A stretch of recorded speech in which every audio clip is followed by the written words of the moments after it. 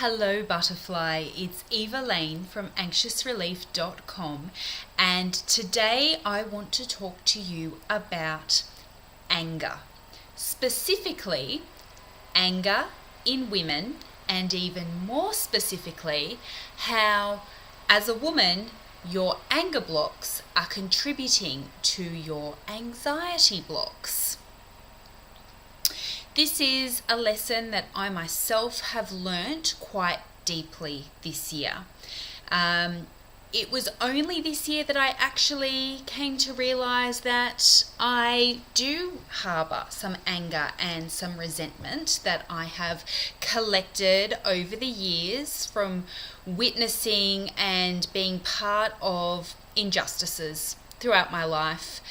And nothing sort of out of the ordinary. The sort of stuff that women do generally deal with in this day and age. I am an energy healer, as you know, but I'm also a wife and a mother and a daughter and a sister, and I hold many roles in my life, and I also shoulder a lot of responsibility, and I've also been pushed to the side a lot throughout my life. Now, previously, before really stepping into my power and taking my seat on the throne of my life and fully taking responsibility for everything that happens, I would find myself very much being a victim of circumstance, and shit would just happen again and again and again. And just when you would think that more shit couldn't happen, more shit would happen. So it always seemed like just when I thought people couldn't disappoint me any further, boom, next low. Like there was always, it was almost like people were trying to beat their time in terms of how low they could go with how they were treating me. And so I was feeling this simmering energy within myself. It felt negative. It felt swirling. Sometimes it felt heavy. It contributed to indigestion.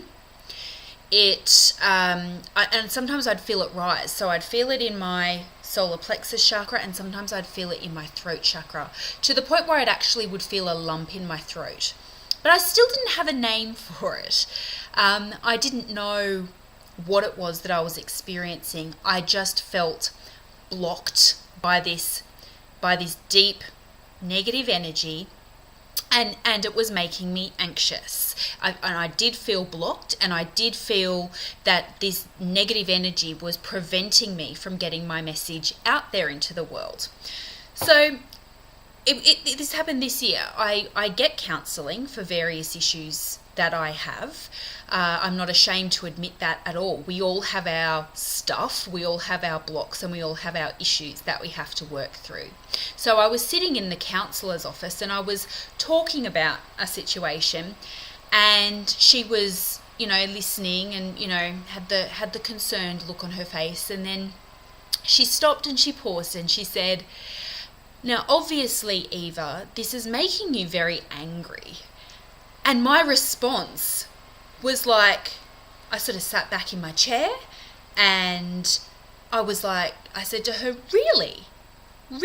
This is anger? This is anger that I'm feeling? Is this what anger is? And it was such a surprise to me. It was such a shock to me that this was actually what anger was, and this is what anger felt like. I had always been taught that anger was like rage. Anger was losing your shit. Anger was throwing stuff around the room. Anger was breaking stuff. Anger was blind rage. It was making you do things that you didn't want to do because you felt crazy and out of control. But in fact, what I was feeling was this bubbling, simmering, suppressed kind of energy. And so I was really actually quite surprised and shocked that this is what anger was. And working through it, I came to realize that I had always repressed and held down my angry energy because I had always been taught that nice girls don't get angry. But we do.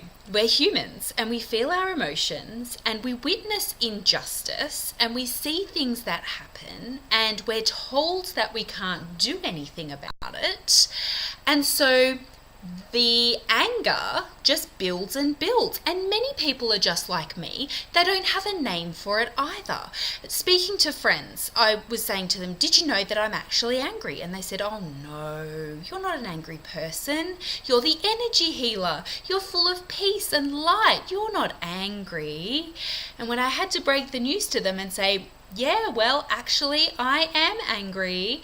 There's been shit that's happened to me over the course of my life, and yeah, I'm angry about it, and I'll own that, and I'm responsible for it. I'm responsible for my anger, and I'll get into that a little bit further in the video.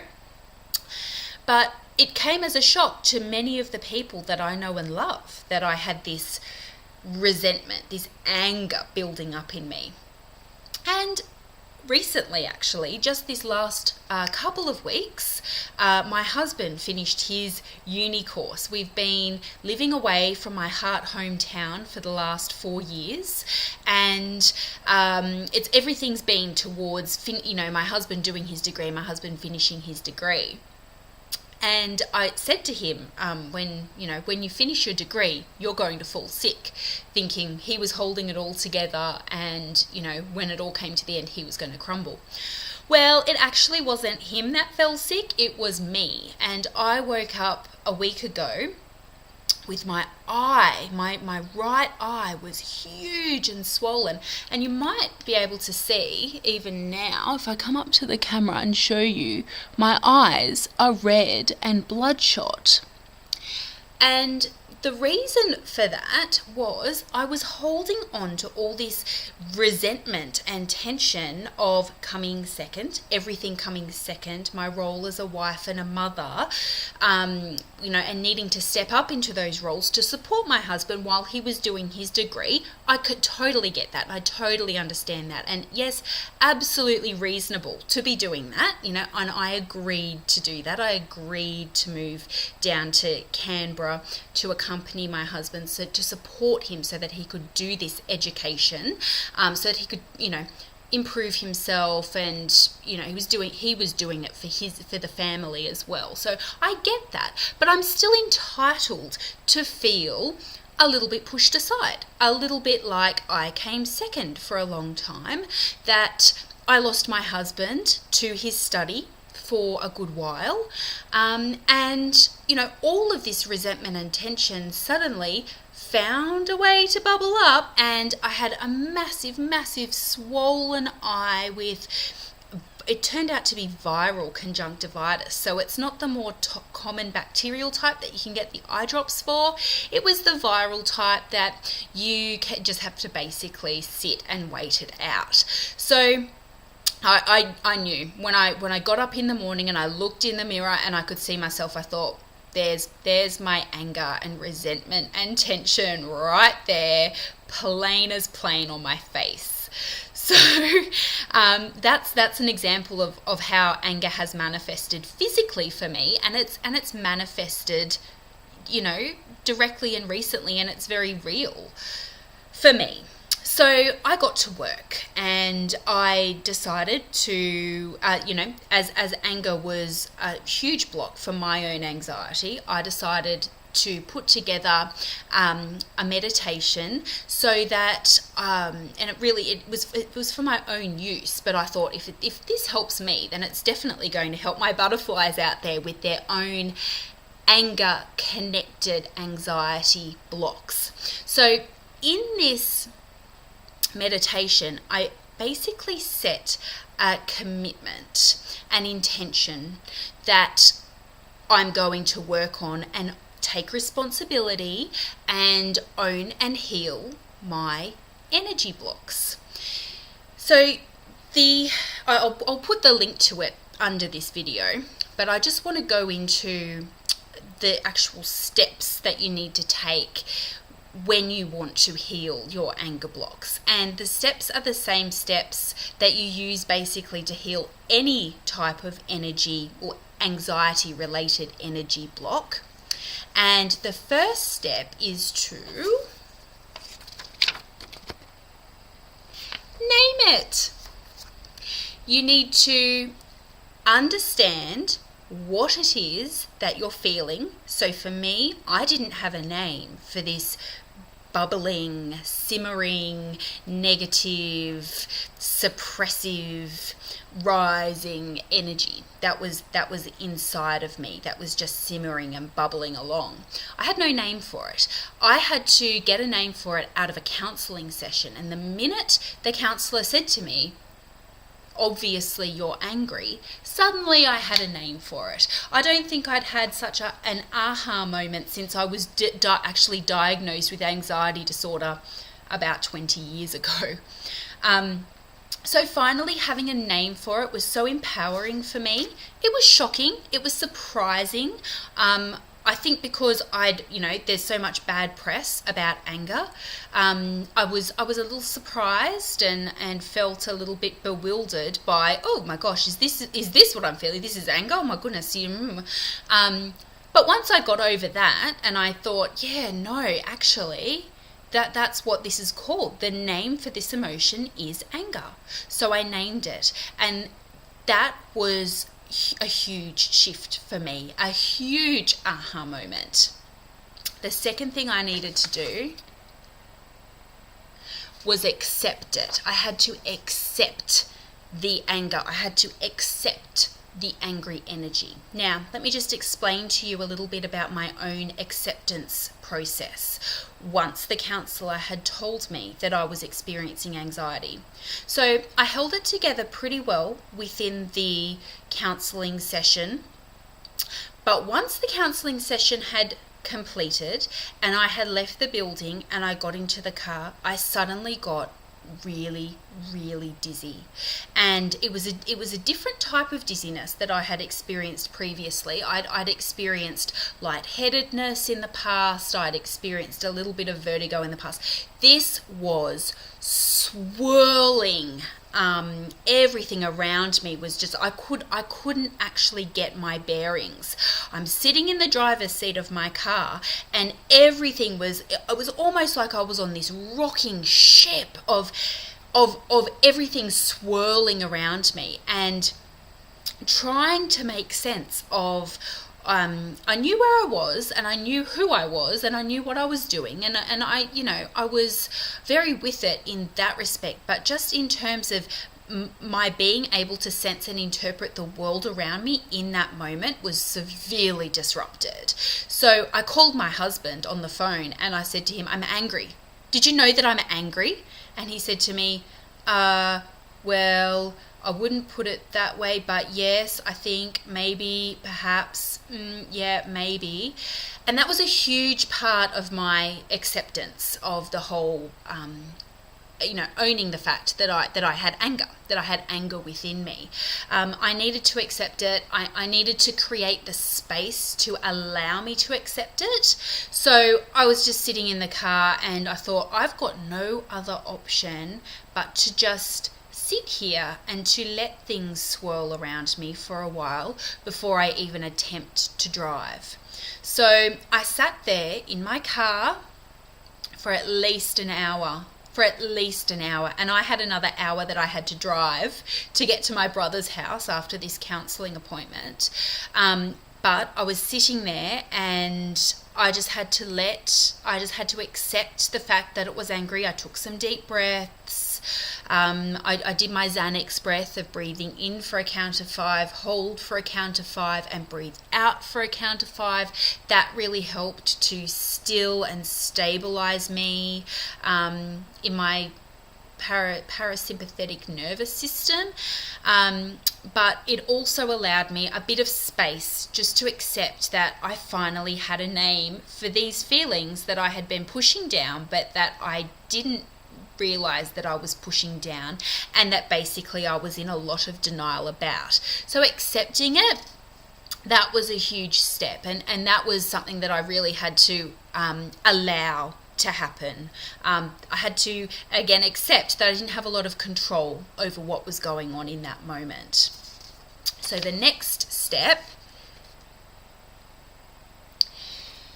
relax into that feeling. So it sounds like the absolute opposite of what you want to do. If you want to heal an anxiety block, if you want to heal an anger block, the immediate reaction of most people is to try and reject it. And that's what leads you into all these problems in the first place. That's why you have an anxiety disorder. It's because you're resisting it. Like, here's the bad feeling, I've got to hold on, and you tense up and you resist it, you want to push back, you want to fight it. And people always tell you got to fight it. Well, I'm here to tell you, fighting it will get you nowhere. Fighting it will just feed that anger and that negativity and that resentment. It'll absolutely get you nowhere. You have to fully, after accepting it, relax into it. And it's just totally counterintuitive, but believe me, this works. This stuff actually works. It works energetically, because the anger energy is something that needs to be expressed. It needs a voice, and it needs to be allowed to come out. And once you've named it and you've accepted it, the next step is to just allow that to happen, just to relax into it. Build some space around it if you can, and I've got another meditation that will allow you to build some space around it over on my website. But just for the moment, just stay with me. Building space around it, relaxing into it, not fighting it anymore, and just allowing it to be there. Just relaxing and allowing it to be there. And then the next and the final step, you just have to keep on relaxing into it. And as you come across more blocks related to it, you got to relax into those blocks as well. And as you get more blocks, relax into those blocks as well. And as it manifests over here in your life, relax into that. And as it manifests over there in your life, relax into that as well. You just have to keep on accepting and allowing it and building space around it and not fighting it anymore. And by doing that, you no longer feed that negative energy, and over time the negative energy actually becomes starved because you're no longer feeding it with the tension, with the resistance. So like I said, sounds totally counterintuitive, which is why we have such a problem with anger-related anxiety blocks in women in our society, because we don't know what it is, and we've been taught that bad girls are the angry ones. So we keep that lid on it, we suppress it down, and we fight it, and that just makes the whole situation worse. Now, if you want to work further on taking ownership of and responsibility for your anger blocks, and you want to take that first step on working with them, come over to my website, anxiousrelief.com, and I've got a free not releasing anger blocks, turning your anger into power is what it is. The free MP3 is Turning Your Anger into Power. The bit.ly URL is bit.ly/angermp3. I'll put the link for it underneath this video anyway. I'm Eva Lane. Please do come over to anxiousrelief.com. I've got a big growing library of free MP3 exercises which will help you to dissolve and move forward on your anxiety energy blocks. Have a wonderful day. Mwah. Love and light.